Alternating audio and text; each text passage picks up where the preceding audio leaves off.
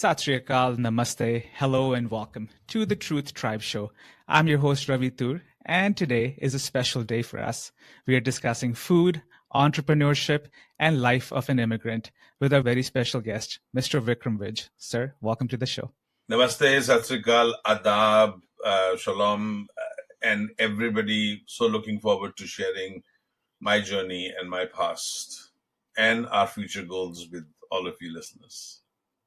I'm super excited to learn all that. So for those of you who don't know Mr. Vikram Vij, first of all, I don't know how you would not know about him, but for those who don't, he's an Indian-born Canadian chef, a cookbook co-author, and a television personality. He's the co-owner of the world-renowned Indian restaurant Vij's in Vancouver, British Columbia. His restaurant has been named as one of the top restaurants in Canada. Not only that, New York Magazine has labeled his restaurant as one of the finest Indian restaurants in the world. I was there not that long ago, so I can totally vouch for that. In 2014, Mr. Vij was announced as a Dragon investor on the Canadian reality show Dragon's Den for its 9th season. He was born in India in Amritsar. He left India to study hotel management in Austria. While there, he received his chef's training. He later became a certified sommelier. You are the co-author of several cookbooks. Your book, Elegant and Inspired Indian Cuisine, won several awards, including Cuisine Canada's Gold Award for Best Cookbook. Vij's at Home, Relax Honey, was placed second in the Best Indian Cuisine in the World category at the 2010 Gourmand World Cookbook Awards. You have received numerous awards for your hard work, dedication. Just to list off a few, you were named Chef of the Year by Vancouver Magazine in 2015. You received an Earnest and Young Entrepreneur of the Year award, and you've been one of the recipients of the Top 25 Canadian Immigrant Awards. You can find his restaurant in Vancouver on Cambie and 15th Street, and you can find him online at vijs.ca, which is VIJS.ca. Super excited to chat with you, sir, and learn from you. To start off our conversation, though, in your own words, who are you and what do you do? I'm Chef Vikram Vij. I was born in Amritsar at a young age. I wanted to actually be a Bollywood actor. I wanted to be a stage actor. And in India, your parents tell you what to do and you have to follow that. And at somewhere around 16 or 17, my father sat me down and said, I know you love acting. I know you love drama. I know you think that you're going to be an actor. But I'm not going to allow you to become an actor. I don't believe in that principle. I don't believe in that profession. I don't believe what they do. So go find something else for yourself to do. And I was, okay, what do I do? So I loved food. I loved people. And at the age of 19, I had the opportunity. I applied to this school in Austria, which and a lot of other schools I applied to for hotel management and to become a chef. And everybody came back and said, no, you don't speak French and you don't speak this and you don't speak that. And had a lot of issues there. But then one of the schools, which was in German, in Austria, in Salzburg, wrote back and said, if you go and take this course, the minimum basic learning of German, we will accept you. And sure enough, I showed that paper to my parents and I said, this is what I want to do. And I went to this school and I studied German for 3 months in Pune at this Max Müller Bhavan place in Pune and showed them the certificate that I had done my German training. And they asked me to come in September for this course to start. And you have to understand, you may say that you speak German. It's being in India. Yes, you go to school and you speak a little bit of English. But imagine if you're suddenly thrown into a foreign country that only speaks German. And the schooling was in German and the classes were in German. They spoke was in German. So it was a little bit of an eye-opener for me to realize that, oh, I actually don't speak German. I think I spoke German, but I don't speak German. It was a very humbling experience because I came from India where my dad was middle class, upper middle class. You were treated really well. We had servants in India and all that stuff. And then you suddenly come to Austria and you don't speak a word of the language. You're brown. Everybody else is white and French and German and Austrian and European in that sense. But the survival instinct of an immigrant is very strong. And I managed to stay there and stick around through all the hardships and learned the language very quickly. I managed to speak German, and the journey started of becoming a chef. And it's been a very interesting journey, and I'm sure it continues, the path continues. That's wonderful stories, sir, and I'm sure we'll cover a lot of those aspects. So just to start off our conversation, when you think about your childhood as it relates to food, what is your most favorite memory that comes to your mind? Who are you with? What are you doing? And what does that remind you of? I think I have lots and lots of great food memories. Born brought up in Amritsar, the dhabas, the small little roadside stands, going with my father to the market to buy freshest of the vegetables, going with my grandfather to buy vegetables in the morning, sitting in a rickshaw. And a daily thing for us in India to do as a young child, what else do you do? Is very fascinating today. I think it shapes you from the time when you see your grandfather haggling over 25 cents of the tomatoes that he's buying, or your dad haggling over something, and just constantly this business acumen to have. Memories are beautiful. But one of the memories that I remember growing up in Harmandir Sahib, going to the Golden Temple, and walking on the Golden Temple, it was packed. It was crazy. And this is just before 1984, the Blue Star operation. And as a Hindu, my grandmother would always take me to the Harmandir Sahib in the morning, and then take me to the Hindu temple afterwards. And she believed in that we all belong together and we are all equal. And I remember after that day going to have a puri chole and a lassi in one of the dhabas, and it broke my heart, because very soon after that Amritsar was shattered with the violence and everything that was happening. But I remember one of those memories of going to the Harmandir Sahib and then having the langar there, and then coming outside and going to the mandir, and then coming out and going to a dhaba and having this delicious puri chole with lassi. And all that changed because it was in old Amritsar, very close to the Golden Temple, and then it was cordoned off completely, and things went not so good for a few years.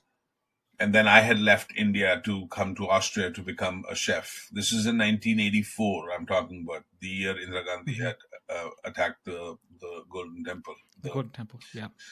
The Blue Star operation. So it was very touching. It was very tough, because I was in Amritsar during that time, and it was just so sad. And so those are those memories that I think about, but they also make you resilient. They also make you tough, and they also make you who you are today.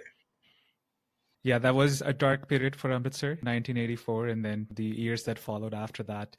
But as you said, the beauty of Amritsar and beauty of India in general is for everybody to coexist, whether you're Hindu, whether you're Sikh, whether you're whatever religion, to be in the same space, share that space. And I love that piece of that you talk about haggling, because my grandma used to do the same. Yeah. Doesn't matter what it is, you never pay the full price. So that was one of the biggest lessons for me when I came to Canada. They were, you have to pay full price. Yeah. And I still do that. I still do that. I was just in Calgary, and I was somewhere, and I was haggling with that person, and my partner, she was, why are you haggling? And I said, it's just second nature of mine. She was laughing so hard. But she's also one of those people who loves to get a great deal. She's looking for that sale. If she's buying something, she's always laughing and gets a great deal. But it's inherent in that sense.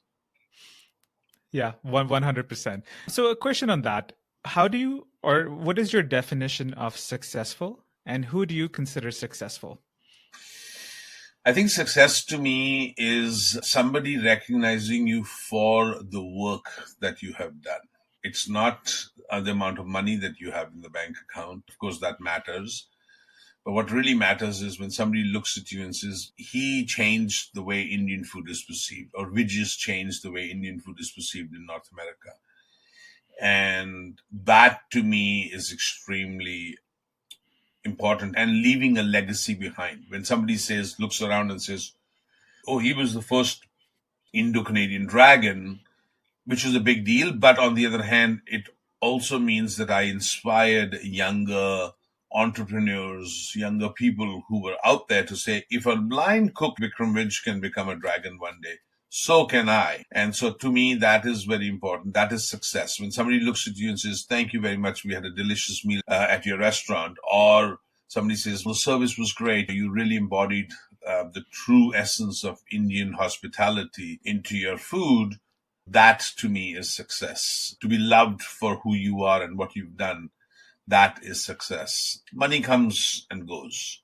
But being that person that people say, oh, he mentored me, or he helped me, or he got me where I am. I was so lost and he helped me. And I think that is what true success is in life, because you're not going to take the money with you, but you're going to leave legacies behind. People are going to remember you. And it's no different than if you said, my aunt used to do this, my uncle used to do this, my grandfather used to do this. Those are legacies that they've left. It doesn't have to be always work legacies. They can be just emotional legacies, legacies that you had an uncle or an aunt that supported you throughout. My mamas and my mummies were my people who I remembered fondly and say, oh, this is mama used to do this and this mama used to do this. And who I am today, I'm shaped because of them. Or my bhua used to do this, or she used to make this pickle, or she used to make this almond badam achar, and all those things. That's, to me, is what success is. That's that memory, that legacy is what success is to me. That's beautifully said. And I love that one part as well. It's how you were the first Indo-Canadian dragon. You make others believe that this is possible, Correct. that this could be done. Before I move on to the next part, what is one culinary tradition that you think should be known worldwide that isn't right now?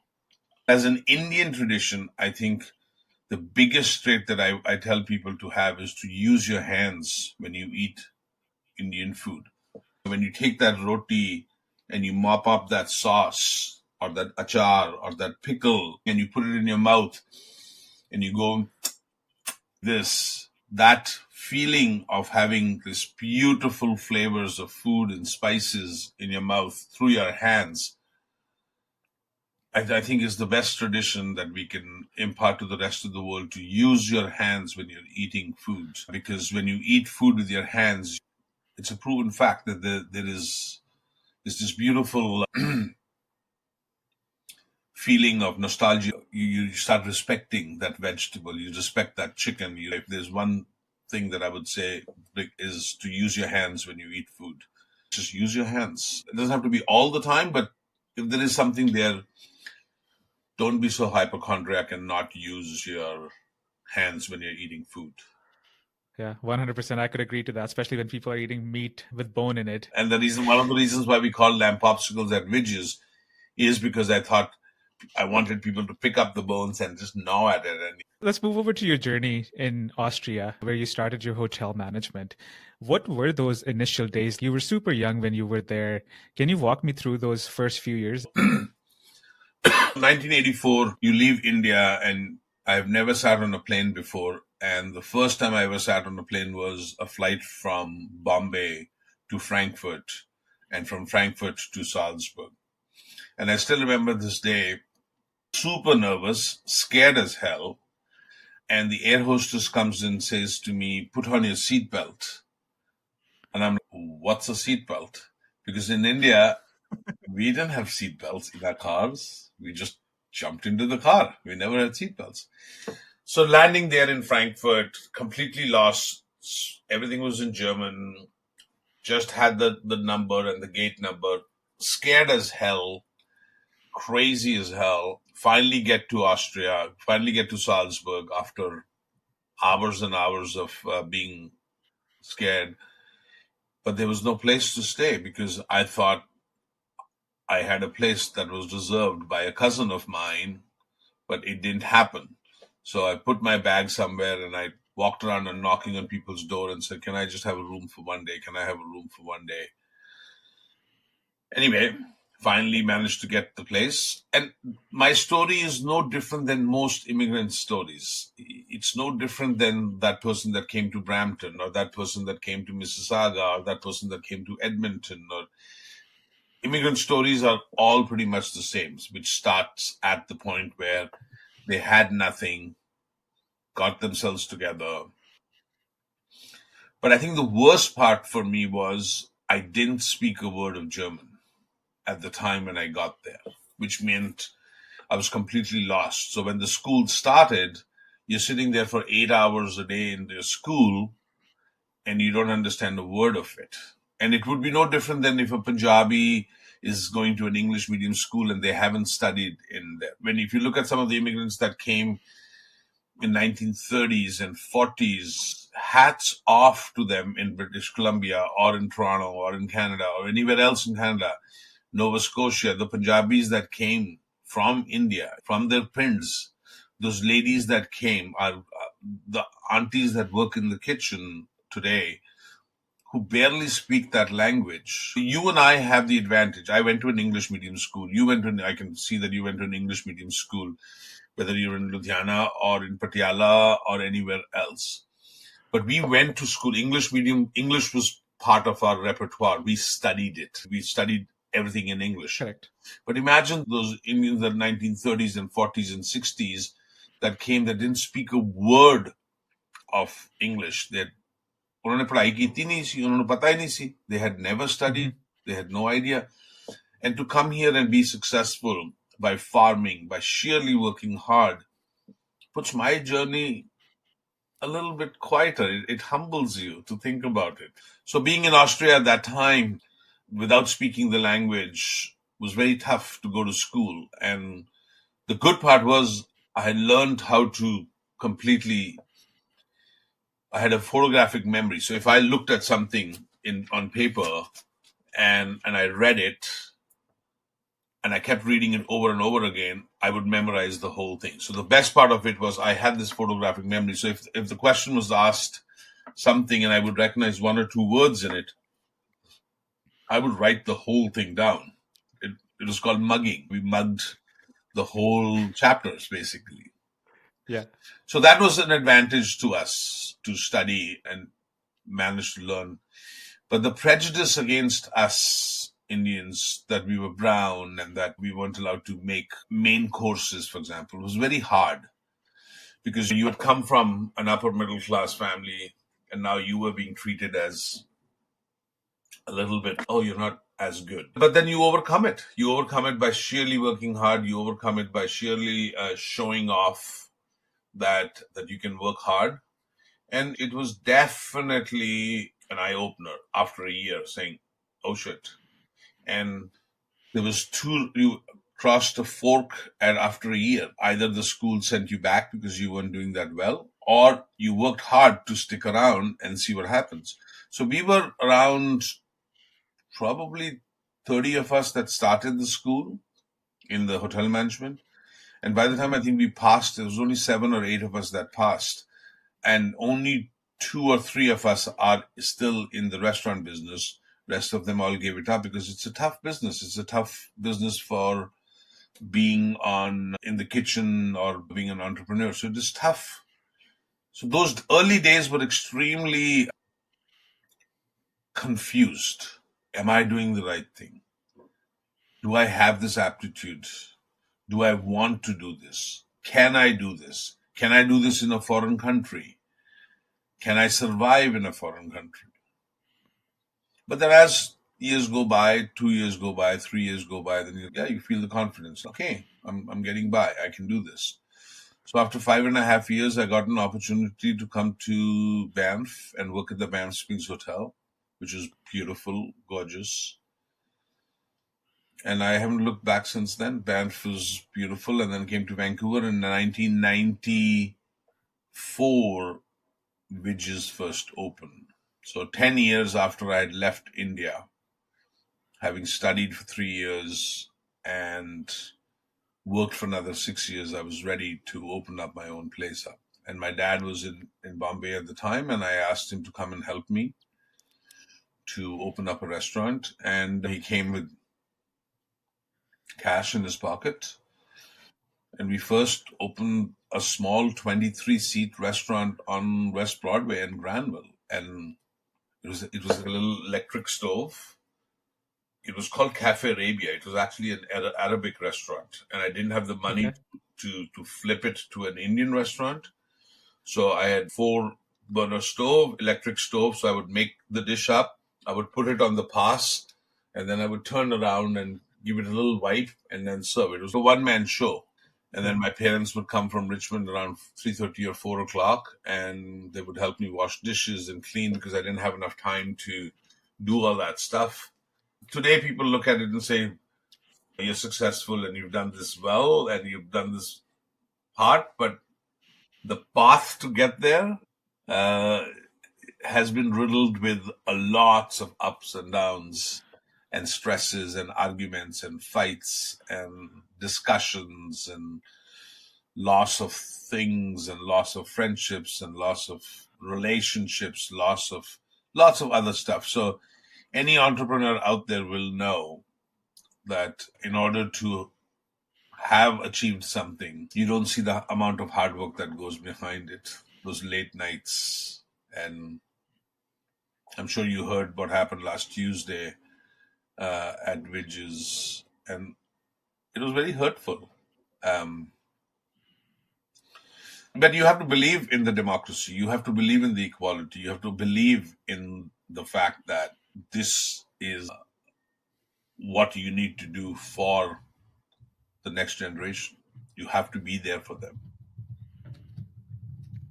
Yeah, 100%. I was reading about your parents' support that you had, and there was a story where your mother was bringing the dishes. They were cooking it in Richmond, and they were taking the bus to bring the food to the restaurant. So that support, doing that day in, day out, just speaks volumes about the hardships that you guys have went through to be where you are today. Yeah, some of the stories we talk about, we only had one car in the Jeddah. So in the morning, I would open up, I would go to Costco because that was the cheapest place I could buy the milk for the chai. That was the cheapest place I could find the butter and the vegetables and the ghee and everything else. So we would go to Costco and load up the car. And the car literally used to be this because everything was in the trunk and the front wheels were almost barely getting any traction because it was so full of stuff. And then to come and unload the car, and my mom would go home and make the chicken curry in the afternoon after her nap and stuff like that, and then bring this pot of fresh chicken curry from Richmond to the restaurant with a little pot. And she didn't tell me for the longest time that everybody on the bus would make fun of her because here is this 4'11", an Indian woman who barely speaks the language, has a pot of chicken curry between her legs, and the whole bloody bus smelt of Indian food. Again, you're talking about 1994. You have to understand the visual of it that is there, but the love for their son, love for their child, to see him successful was so important that she would make the chicken curry. And my father as well. He would come and he would taste the food and he would say, no, this is this or this is that, and why don't you make the rajma this, or why don't you make it this way? And I would say to him, no, this works, this is good rajma, I know it's tasty, I've tasted it. And he wanted to just do traditional because he came from that level of, he just wanted to serve butter chicken and chicken tikka masala. And I said, Papa, we need to be different. We need to create different foods, different style of food. We started creating Vij's style of food. But slowly, instead of doing falafels, we put samosas on there. Instead of doing chicken shawarma, we started doing chicken curry on there. So slowly, after 2-3 months, because I didn't have the cash to shut it down completely.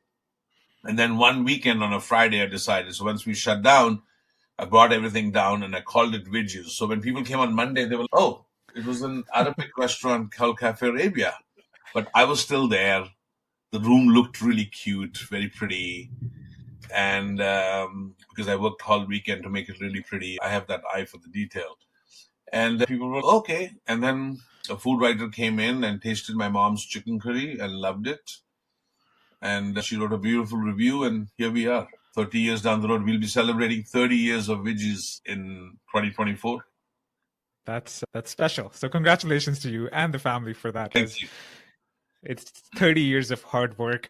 So question on that. When you first started Vij's, what was your vision behind it? What did you want to accomplish through through your restaurant? I wanted people to be aware of the fact that our cuisine, because I'd studied French cooking and German cooking and Italian cooking, I wanted to be treated equally. I wanted to say to people that my food and my cuisine is as complex as any other cuisine out there. Do not treat me that I'm ethnic or I'm a little less expensive or cheaper. And it really used to bother me that people would come in and say they were okay to pay $12 for a steak, but they were not okay to pay $12 for a chicken curry or a lamb curry. Even though the love behind the food between a delicious lamb curry or a goat meat curry or a chicken curry is far more than just throwing a steak on the grill. And it really used to bother me. I needed to elevate the cuisine. I needed people to understand that my cuisine was as complex as any other cuisine. So that was the goal of Vij's. That's why we never called it Cuisine of India or Taj Mahal or anything else. We called it Vij's because it's, you come to my house, this is the food I've cooked for you. You're going to enjoy it. And if you don't enjoy it, that's okay. I understand that as well. So that was what the focus was, to bring awareness to the cuisine and the culture of my country of birth. But in a country of where I live now, I wanted, so I really believe this, that people should eat food from different parts of the world during the week. One day they should eat Vietnamese, then Italian, then Chinese, then Canadian, then Indian. Eat food from different parts of the world. Because when you eat food from different parts of the world, you build tolerances towards each other. You learn to respect each other. You learn to understand each other. And that is very important, to understand, to respect that. Music. Don't listen to always the same kind of music. Listen to Bhangra, listen to Spanish, listen to Italian, listen to something else, listen to opera, listen to different music genres so that you can actually build yourself towards it. And it's because I really believe in democracy. I really believe in equality. I really want everybody to be treated with the same respect and love. It doesn't matter where you come from. It doesn't matter what the color of your skin is. It doesn't matter what your orientation is or your religion is. We need to respect everyone. And I think that has been the fundamental goal of mine. Very well said. We try to do that. We have Taco Tuesdays and pizzas on Fridays and just be versatile with it. And to your point, the food of a country tells you a lot about the people and how they live and how they operate. And I was just in Croatia, and I realized how Mediterranean and beautiful that country is, and the style of the food and the mixture of the cultures, and they went through a really tough time for a few years, but now it's just so beautiful, and it shows that people can come together and be with each other if we work towards it. 100%. Croatia is definitely on my list, so hopefully one day I get to go there. So a follow-up question on that, sir. How do you define your culinary philosophy? My culinary philosophy is an Indian village. A little bazaar in Indian village at 7 o'clock in the evening. One farmer grows onions, the other one has cilantro, somebody has carrots, somebody has tomatoes. They all come together in a bazaar in the evening. You walk through the bazaar, and you buy a little bit of the chicken, you buy a little bit of the chilies, you buy a little bit of the dhania, you buy a little bit of the onions, and you put it all together. So my culinary philosophy is buy and eat what is in your backyard, what is available to you, drink wines from here, eat food that has been grown by the local farmers, make wine from the local, and create a beautiful dish. And don't fall into the category of this is the way it should be. If you get and it tastes good, who cares? That's all that matters. And that is the most fundamental rule of philosophy that I have, is to be true to yourself and to your mind. So you touched on it. One of the things that we get to hear a lot these days is sustainable food practices. What are your views on that? I think you have to be careful when you say sustainable food practices, because you have to learn that a farmer that's in your backyard that is growing squash or vegetable should be supported. And if you have to pay a little bit more for that sustainable food practices, then you should pay more for it. You shouldn't be always looking for cheap food. Good food is not meant to be cheap. So it's very important to respect that farmer, that fisherman, that person who's provided the food for you. And I think cuisines are meant to be rivers. They're meant to constantly flow and change. So just because you used to have chole bhature in India in a certain manner doesn't mean you're going to have the same chole bhature here.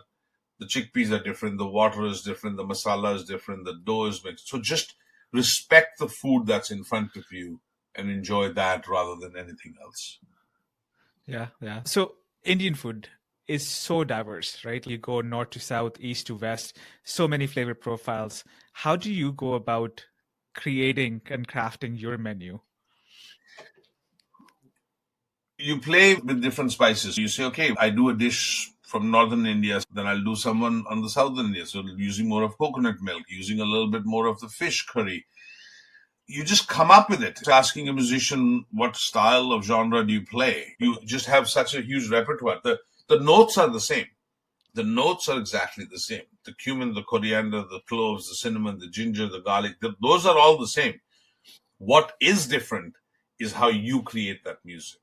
So the dishes that we have created is created by us at the restaurant by not just following anything, just figuring it out. And that's the beauty of it. That's why I don't know what you had for dinner at Vij's. Do you remember? I had lamb popsicle, and my wife had, but I had lamb popsicle. So she had a vegetarian dish, is what I know. I think she had a thali. Yeah. So I'm just saying is that that's the part. You came to Vij's and you had lamb popsicles. You can't get them anywhere else. Nobody else makes them with that sauce and the potato and the spinach and everything else. So that's what we want to do, is that philosophy of it's not one way. It's not like that butter chicken or that jalfrezi or blah, blah. It's just that's the way it's cooked. I have a question for you in terms of upcoming Indian chefs. Are there any upcoming Indian chefs within Canada that one should look out for, or are there any other favorite Indian restaurants that you would recommend? There are lots of great Indian chefs that are coming along, but one of them that comes to my mind is a young boy in Toronto called Mahir Shetty. He owns a restaurant called Curryish, and him and I have cooked together, and he does really modern Indian food with Indian style and Indian spices. He's originally from Bombay, and he's created this beautiful restaurant called Curryish. I've eaten there myself. Big fan of that. Pakka is doing a great job. I don't know any physical other chefs who are physically actually doing their own thing, but Mahir is somebody who I think will be the next Vikram Vij of Canada, for sure. So question on that, in terms of cooking, our Indian cooking surrounds around a lot of use of spices and all kinds of spices. If you could only use one spice within your cooking, which one would it be and why? I think the only spice that you really need in Indian cooking is called mother's love. A mother's love can be cooked just with salt or with pepper or with turmeric and coriander and cloves and cinnamon and ginger and garlic and all those things. So I would say mother's love is the most important ingredient in any cooking. It doesn't matter whether it's Indian or any world cuisine. That sort of leads me into your cookbooks. So you have, correct me if I'm wrong, about 4 different cookbooks that you've released so far. I actually have one of them with me, and I've been whipping out some recipes out of that. Can you walk me through with the objectives behind these cookbooks and what goes into designing them? What kind of planning goes into it? We have total of 3 cookbooks, and one is an autobiography of my journey of my life coming to India. The first one is called Vij's Elegant and Inspired Indian Cuisine, and those are all the recipes that Miru wrote for all the restaurants of the Vij's restaurant. The second one is called Relax Honey, and the third one is called Vij's Archaeologist Recipes. And that's a cookbook that Miru wrote during our time of separation, but also the recipes that were created by me and her, and mostly her, for the kids, basically. So the first one is the restaurant, second one is a little bit more relaxed, and then the third one is predominantly for the kids. And the autobiography is based on my journey of coming from India to Austria, and from Austria to Canada, and creating this food empire and bringing Indian food to the forefront, and the challenges that Vij's have faced over the years, and what has gone wrong and what has gone right. My follow-up question to that is, and if you're comfortable talking about it, I know just a couple of days ago, you had to close the doors of your restaurant, My Shanti, which has been a staple in the community for more than a decade now. Can you walk me through the journey of My Shanti and what sort of emotions run through you when you have to close the doors of your restaurant? So I had said to myself that by the time I'm 50, I will have 5 projects under my belt, one for each decade of my life. So 2014, My Shanti was created, My Shanti by Vikram, which means My Peace by Vikram, which was recipes that were predominantly mine.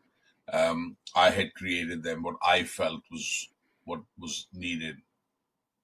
Miru ran the kitchens at Vij's, and I ran the kitchen at My Shanti. After 10 years, I realized that I needed to focus back onto Vij's and just stay at Vij's and create, a hype about it. Vij's is still very relevant, very well respected and loved in the community. And so was My Shanti, to be honest with you. It was very well loved and respected. But the time had come for me to regroup myself a little bit and focus.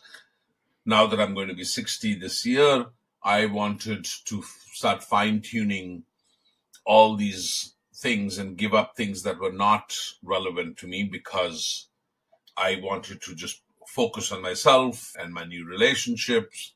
After 10 years, the lease was coming up, and my partner and I had a conversation and said, it's time for us to let it go and just focus on Vij's. I had moved downtown.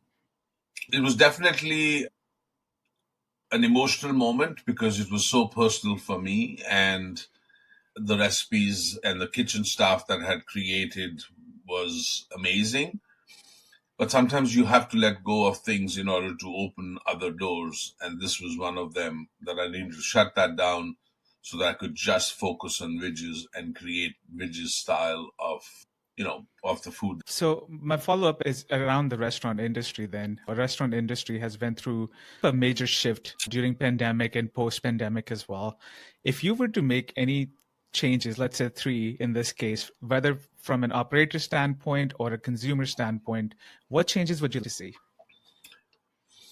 Personally, I think that high-end specific style of restaurants, big restaurants, is out now. People want small, people want boutique, people don't mind paying a little bit more, but the owner should be present. He or she should be there at the restaurants to explaining what their vision is. And I think that's what we're going to do with Vij's, is that we're going to tone it down in a sense of Vikram Vij is present, he's talking about this dish, and he created it. The original Vij's were in 1994, 96, when it started, was that personalized style of the food. And I think that's where the industry is heading. This super high-end, super high-end cocktails and menu and all that stuff is slowly changing, and it's becoming more focused on chef-oriented rather than just having 5 restaurants or 6 restaurants. So if you look at Jamie Oliver, for example, he used to have so many of these restaurants. He shut all those down, and now he has his own restaurant called Jamie Oliver, just like that. So I think that's where we're going towards, is chef-based individual restaurants. Interesting. So more people go there for a full-on experience. Correct. Throughout your career, I'm sure there's many of them, but if you have to categorize one as the highest moment of your career so far, which one would that be and why? We've had so many moments. I've had so many moments when Pierre-Elliott Trudeau walked into the restaurant. But last Tuesday, it's so funny that we're talking about this. The true sense of democracy needed to be explained, which was a prime minister who's a legally appointed prime minister called Justin Trudeau. He was at Vij's for dinner, having a quiet meal with his chief of staff, Katie, and me, and we were just having a conversation. And while we were having a conversation at around 9:30, a lot of the protesters walked into the restaurant and heckled him a little bit and gave him a little hard time and gave me a little hard time. The F words were used and things were used against me, whereas I had nothing to do with it other than the fact that I'm a democratic restaurant and anybody is allowed and everybody's allowed to come into the restaurant and have a nice meal and enjoy their solitude. It doesn't matter. We at Vij's serve people from all walks of life. We don't serve people for their beliefs. We serve food to people. It doesn't matter whether you're a prime minister or a teacher or a nurse or a janitor or anything else. We at Vij's serve people democratically and respectfully, and not because of certain beliefs of the people when they come into the restaurant. That is not my role. That is not my goal. And we serve food, we serve experience, we serve wine to every single individual human being. And a true democracy is that, to allow people to express themselves of who they are. And I felt a little bit violated that people had walked into my house, into my restaurant, and disturbed the other patrons who were spending their hard-earned money at the restaurant. They did not get the experience of Vij's because of a few elements. So that to me was a very shaking moment, and it happened last Tuesday at the restaurant. Yeah, that's truly uncalled for. And the role of food is to bring people together, right? That's the role that food plays, not to separate them into different categories. Let's shift gears and talk about your journey at Dragon's Den. You were the first person of Indian origin to be representing not just yourself and your brand, but the broader community as well. How big of a responsibility was it? How was your experience there? There were two elements to it. One was they wanted me to dress up in a non-Indian kind of a clothing, and I wanted to dress up Indian clothing. I stood my ground and I said, no, I'm going to wear Indian clothes. So if you look at that, I'm wearing my achkan and my pants and my shoes with no socks on, wearing a lot of jewelry and everything else. So it's very Indian of me to allow that, because normally they would have people who dress up bankers, basically. But to me, more important was that I was able to inspire people and young chefs or young cooks or those line cooks or any immigrant to say, if a line cook, if a young chef can become a dragon one day, so can you. You just have to remain focused and work hard towards it, business-wise, in order to become a dragon. So the journey was great. I loved it. I loved being on it. And when the time had come to move on, then I was willing to move on as well and let go. I feel honored to be the first Indo-Canadian to be able to be on that panel of people with Arlene and Jim and Mike Beckerly and David Chilton. But I'm more proud of the fact that I was the first Indo-Canadian that actually broke the mold and was allowed to be himself and express himself the way he wanted to express himself. And so for me, that is far more important than just doing Dragon's Den, or when I did Chopped Canada, or I did Recipe to Riches, or I did Top Chef. To be able to put myself on the plate and express myself and say, this is who I am, wearing my kurtas, wearing my jewelry. It was an extremely, extremely beautiful experience.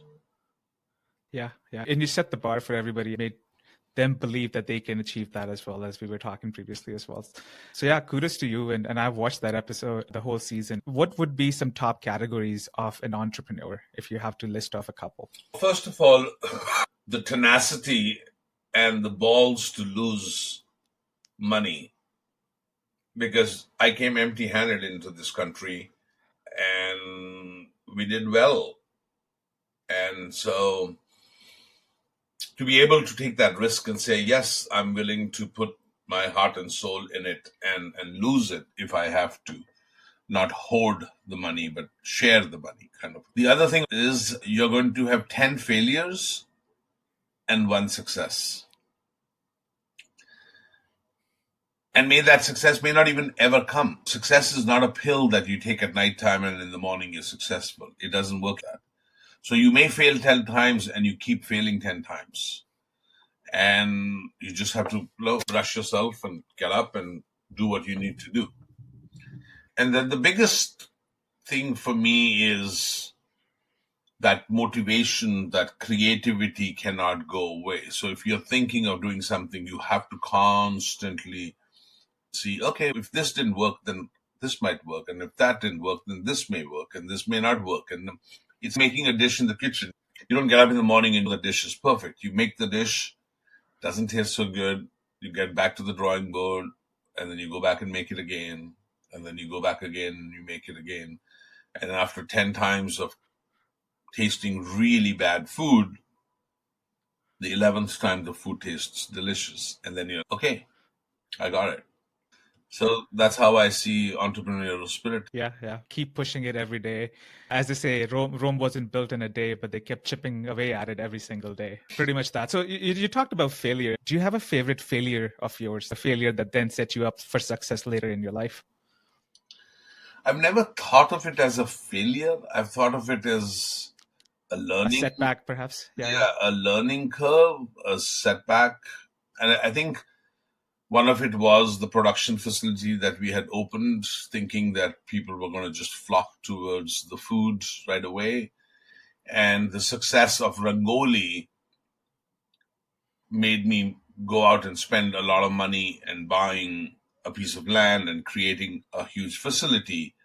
But the cost of running the facility was so high that eventually, after 6, 7 years or 8 years, I decided to sell it and move on from it.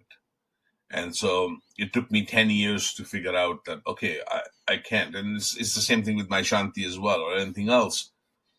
It just was time had come to sharpen my pencils and say, okay, what brought me success in the first place? Let's go back to that drawing board again. Mm-hmm, mm-hmm.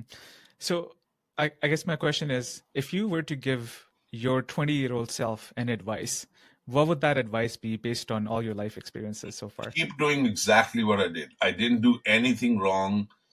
I did exactly what I wanted to do, how I wanted to do, and it's okay if I failed. I'm fine with it at times, but I'm still very successful at certain things. So I would never say that was a failure. It was a learning curve for me. Mm-hmm, mm-hmm. In your role, one of the jobs that you have is to change perception of Indian food for other people, and you do that on a daily. Is there a particular moment that comes to your mind where you were able to change somebody's perception and they were, wow, I never thought Indian food would be this? That happens to me every day. People come in and they ask for butter chicken and chicken tikka masala because that's what they're used to. And then when I get a chance to explain to them that India is not just Punjab, India is Calcutta, India is Kerala, India is Tamil Nadu, India is Uttar Pradesh, India is Madhya Pradesh, India is Karnataka. There's so many different places in India. We're the largest democracy of food in the world. India is the largest democracy of food. But I think there was a particular moment once, John Cleese had come in for dinner and he was British. And he had a certain idea. He wanted an onion bhaji and he wanted the typical Balti style cuisine from England. And I looked at him and I said, just let me feed you. And if you don't get, you don't have to pay for it. And we at Vij's fed him, and we brought out lots of different dishes for him, and he loved it. And he was very happy about it.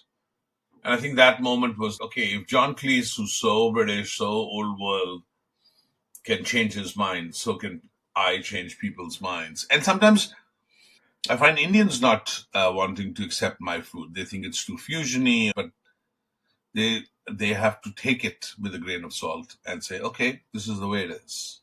This is the way he's cooked it. We're going to enjoy it. Yeah, and I think that reflects out of your cookbooks as well, because I was making the dish. I think it's paneer, bacon, something. Being a public figure, how do you handle the pressure that comes with it? It's not a pressure. It's such an accolade. It's such a great feeling to be recognized for the work that you've done. I would see if I was pressure was if I didn't do anything to achieve it. True. If I didn't do anything to achieve it and it was given to me on a platter, on a fake platter, and then people were, oh my God, this is Vikram Vij. But I feel that I worked hard to get there. So I love to be recognized for my hard work. I want to be recognized for the fact that at Vij's we handedly changed the way Indian food is perceived. I want to be able to see this, that not that I've become famous, but more on the fact that look at him, in spite of the fact that he's become famous, he's still so humble and down to earth, and we can talk to him at every level.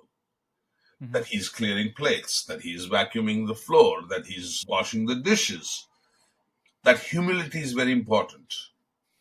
It doesn't matter who you are and how much money you have. The color of our blood is exactly the same. We eat the same way. Our metabolism is exactly the same. So can now never feel above and beyond anybody else. Absolutely. So when you're not cooking, how do you find inspiration and how do you recharge yourself for your culinary creations? You just, even if you're not creating, you're constantly thinking. Yeah. You're constantly coming up with new ideas and, oh, what could I do there? What could I do this? Or how could I do this? Yesterday we were at my Shanti and I was closing down and bringing all the plates from there. And I was, I could use these plates at Vij's and create them. So just, you have to constantly remind yourself that your journey is not ended here. It's 5 p.m., put your pen down and you're gone. Your journey continues to evolve and push the parameters and styles and everything. So you live and breathe it at every single moment. Absolutely. If you could put a message on a billboard for the entire world to see, what would your message be and why? If it was a big billboard this big, I would just write Namaste. Just Namaste. Because Namaste embodies everything that I believe in. Namaste is, I would fold my hands and say Namaste. Namaste means gratitude. Namaste means thank you. Namaste means hello. Namaste means welcome. Namaste means let's break bread together. I would just say Namaste, nothing else. I think to me, the word Namaste or Vaheguru or O Lord or Assalamu alaikum, anything that just is a form of greeting would be my billboard message. And what everybody derives out of it is up to them. So it just doesn't have to say it in Hindi. It can say it in Punjabi. It can say Sat Sri Akal, for example. It can say Shalom, for example. It can say whatever, but I would just say it as Namaste. I wouldn't even say welcome, because Namaste with two folded hands has so much energy and power in it. I don't think people realize it. Just looking at somebody and saying Namaste with the folded hands is, I respect you, I bow down to you, I honor you. And that's what I mean. I would just say Namaste. I wouldn't say anything else. Yeah. That's really what it is. And when you think about it, it's just gratitude and having others, accepting others within your life and within your homes. If you could recommend one book for our listeners, your most favorite book or one book that has inspired you, which one would it be?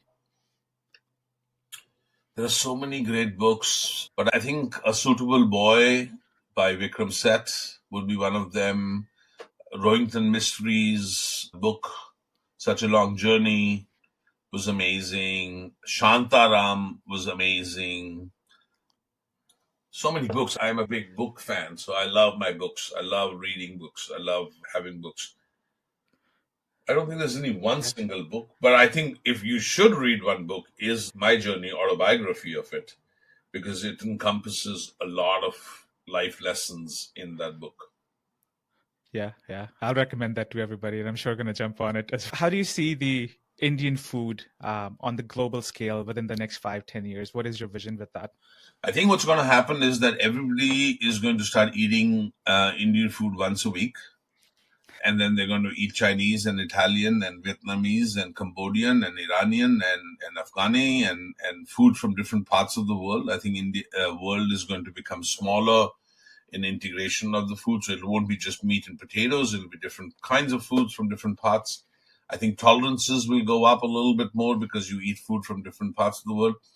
But whereas I see Indian food where it'll actually really go up is when we can get away from the mainstream butter chicken tikka masala and all that stuff and create foods that are more home cooking. There's more Indian food cooked at home than eaten outside, with no names to it. When you go to somebody's house in India, it's a dal and chawal or roti or sabji. It has no name. It doesn't say vegetable jalfrezi. It doesn't say shahi paneer. It doesn't have no names to it. So get away from the names, just go on the dish and the love and the passion that has been put behind that dish. Those are the best meals, the ones cooked at home. So what does the future hold for you, sir? What can we expect from you over the next few years? I think you'll see Vikram re-emerging as Chef Vikram Vij. I'm going to be focused on being a mentor now. I'm going to work towards mentorship. I'm going to take some young chefs, go to their restaurants, give them some ideas. My partner and I are working on this little package on the side where people can call up and say, hey, listen, can you come up? Can you come to us? Tell us exactly what we are doing wrong or what we are doing right or how we can do better than this. A little bit of a consultancy of 30 years of hard work to go back into it and say, create the wine list like this, create this wine list, create this wine list. And I think that's what you're going to see. You're going to see most of it of Vikram Vij as not just as a chef, but a mentor to younger chefs, creating and holding their hands and guiding them in the right direction so that they can feel the success and get the success that they want from their own lives, that Vikram Vij has felt. And that's what you're going to see. You're going to see a lot of Vikram Vij, not just from the show's point of view, but from actually a mentor point of view. That makes me happy because this show of ours is about mentorship as well and just learning from people. It's been a pleasure. It's been a slice just chatting with you, understanding your journey, your challenges. And I'm sure everyone who is listening today will take tidbits out of it and can make improvements in their life. Before I let you go today, any final words for our listeners? Any final comments?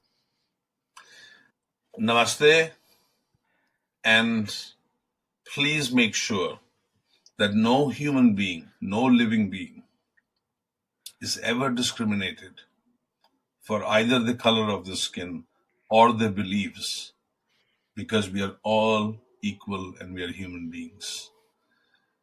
And with that, I thank you, Ravi, for allowing me to come on to this podcast. And it has been a hoot. You have spoken from your heart. I have spoken and shared my journey.